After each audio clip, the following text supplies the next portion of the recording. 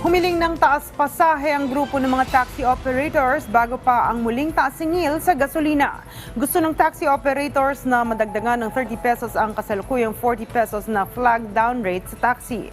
Ayon sa presidente ng Philippine National Taxi Operators Association na si Bong Suntay, naihain na nila ang petisyon sa Land Transportation Franchising and Regulatory Board.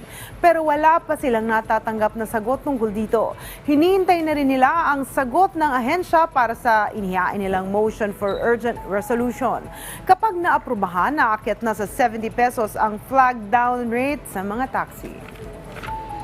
Mag-iisang taon na naming pinapalo up. Hanggang ngayon wala pa rin kasagutan galing sa TFRB. Yung motion na reconsideration na inahain namin, that pertains to yung fare increase na sana na hiningi namin. Kung saan doon sa original petition namin, nangihingi kami ng additional 30 pesos sa flag down rate. But instead of granting yung additional 30 pesos sa flag down rate, ang ginawa ng LTFRB ay nagbigay sila ng additional 5 pesos.